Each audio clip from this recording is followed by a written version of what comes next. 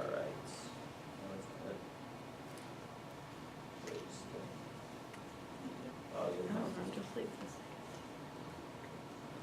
Sorry about that.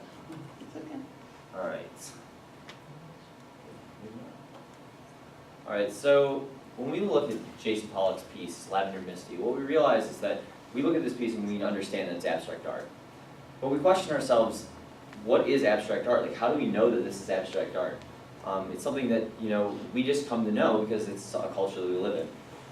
But it's important to realize that how did we get from something as beautiful and pristine as the Rococo period, this piece of elegance, this era that everything was really depicted so well, to an era where we had this violent depiction of graphical violence, such as depicted in Pablo Picasso's Guernica.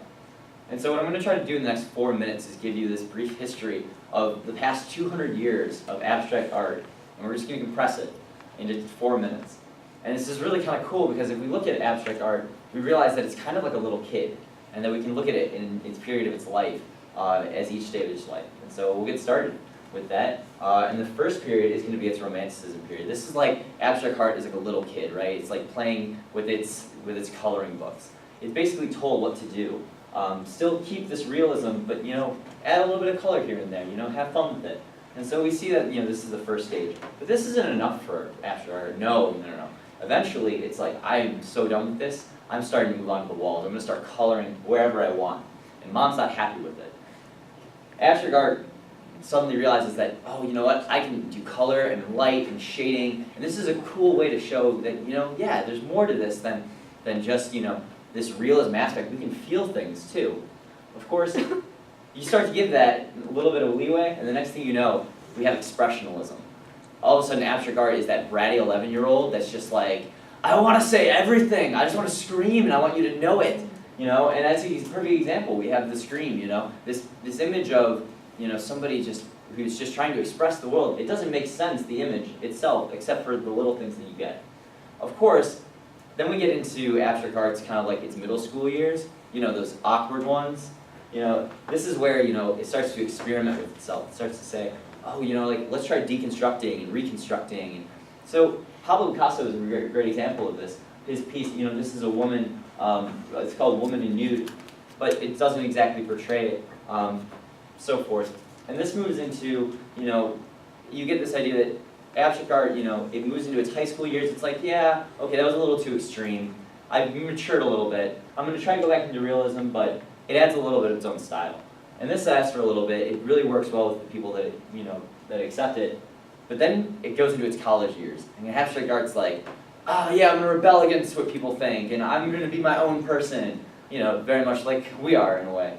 And so, we have this deconstruction of art, this anti-art, and abstract art is just rebel against society. But at the same time, abstract art is also going through this period that's, it has a softer image to itself. And it starts to play with color and this idea that, we can express things through color as well. Slowly continue to become more abstract and starting to fall away from the ideas that things need to make sense. Of course, we understand this as abstract art. This is around almost the 19th century. But this, of course, leads to its most famous period, Surrealism. This part of abstract's life is like, it moves to New York and has that whole New York love story. That's exactly what happens in Surrealism. Abstract art moves to New York, falls in love with the New York school, and becomes its own piece. It finds its home there. And we see famous pieces that define abstract art. Of course, abstract art only can stay in the limelight for so long before its younger cousin, modernism, steps in and starts to take its own special, unique light. But abstract art doesn't really like this, so it kind of clings on, and we know this to be these $1 million photos that you got 2 paints of art. Of course, the last phase of its life is its retirement phase, and this is abstract art trying to catch up with modern day society, computers, technology. It's like trying to teach your grandparents how to use a phone. This is abstract art trying to catch up, and it really is kind of the end of its era. Of course, we can't just we can't give all the credit to abstract art. Abstract art had all these different influences push it along, like the Industrial Revolution, separation of church and state, and other historic preservations like Roman architecture, Greek art. And so what's important to realize about this is that when we go full circle, we finally look at Jason Pollock's piece and we understand that this is not just a piece, it's something that represents an entire frontier era of art that has progressed through time and has gotten us from something as simple as Rococo period to something now that we understand is a major part of our culture. With that, thank you for your time.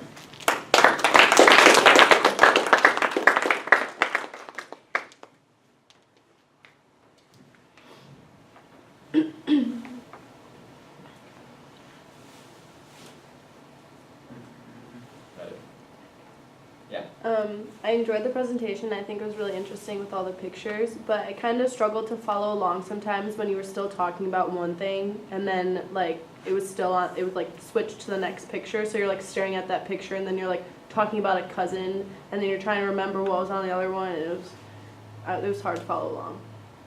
So timing. Like timing wise. I think it was a nice representation to give a story behind it, relating it to growing up. It's a nice way to relate to the audience. So, and you on that? I thought it would be kind of a funny twist on it, a different way to play it up. Yeah, Michael. I was kind of like also bothered by like the time being off a little bit, but I also really liked how you did apply that story and like kind of made it more relatable because like we are growing up and so like we're able to like relate to the different phases, and then like also really appreciate how you like started and you ended with the Jackson Pollock piece, just to bring it full circle. Yeah, thanks. Sam.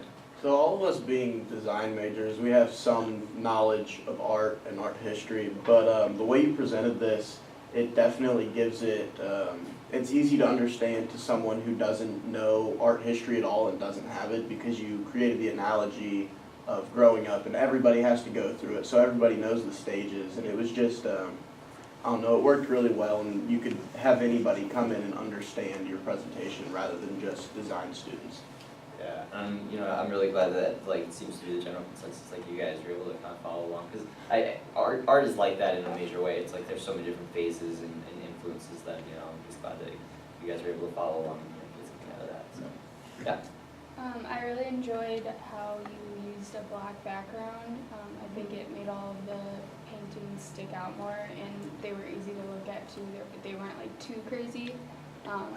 So yeah, I think you did a nice job with how the slides look. Yeah, I appreciate it. That was like something I was like, I didn't want to go full black. I actually ended up using like a gray or like charcoal just because I think it's more like a matte, you know, like look like a paint. So, thanks. Michael. What era does Pollock's painting fall into? It is 1950s, so it's more of a representation of towards that. You're falling into this phase of like modernism in a way, but at the same time you have, Jason Pollock he kind of used earlier influences. I want to say, because we studied his in 183, it was more like sand art painting. That was, you have a little bit of surrealism, but also this expressionism as well. I mean, the periods overlap, obviously, but, he is, very unique in how he expresses that. Maybe you might want to talk about that a little bit and like a suggestion to put that somewhere in the presentation, explaining like, okay, this painting's at this time, so I can figure out where in that whole entire all its eras, I kind of figure out which one it would fit in the best.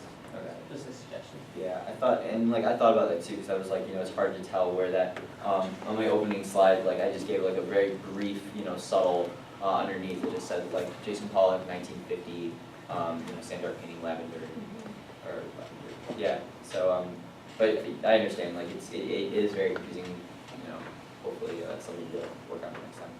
Essie? I think if the presentation would have been stronger if you would have filtered out your information a little bit more, because you were kind of speeding through it, which I think messed with the timing. So if you just like picked one piece of artwork or one information from one era, that way you would like be able to spend a little more time and keep up with the timing better than like switching back and like having speed up, then slow down, and then speed back up again. Okay. Yeah, and I think I want to say my 12th slide there was something wrong with the timing on it. I don't know why it only took like 17 seconds and not 20. That kind of threw me. Well, there's It something says wrong with 14. all of them actually, They're all because they 21. should say 20 and they say 21. Your 12 slides, 14. 20, 25, Mhm. 41.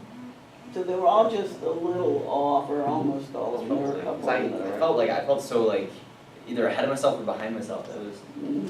Yeah, the timing's off a little bit. You wanna get this? Yeah. And just one bit of critical information. You probably want to introduce yourself and the topic, because you forgot to do that. So Oh yeah. that's just me being critical, though. Yeah. I like how you came full circle with Jackson Pollock's painting, but I'd advise that you say Jackson instead of Jason. Did I say Jason? You've been Yeah. saying Jason Five this whole time. times. All the time. Yeah. Oh gosh. That was the worst too, because I mixed up his name and like I knew it's like when you learn somebody's name for the first time and like you mess up their name and then it's like you can't help but. Well, I really apologize for that. Yeah. Jackson Pollock. Sorry. Okay, I want to point out a couple of things. One, I was glad that Sam finally used the word analogy, because you weren't really telling a story, you were making an analogy of growth. And I think that was a really good thing to do to make it all hang together. My problem with it, I like a lot about it, and I'm not going to repeat all the positives. I do like the fact I could tell you had you touched out the black just a little bit. I might have taken it just a little more to less of a dark color there, but still staying in that charcoal area maybe. But the problem I have is I wanted you to tell me a distinctive characteristic of the progression as you went, okay? In other words, it was really good to go at a stage by stage, but again, I think Cassie was right. You're almost better off to have one painting and give a couple of things that are distinctive about that are part of what's changing. Because sometimes we got that, and sometimes it seemed like I was hearing more about when the painting was done or whatever. Yeah. And the analogy was great. I would probably have had fewer images on some of the slides myself. And, but I did like the background, it was very unifying, et cetera, but I just would have liked to have known whether or not characteristics were going to remain or be abandoned, or just a little bit more about the nature, the prevailing nature for the given period. Anybody else? Nice job.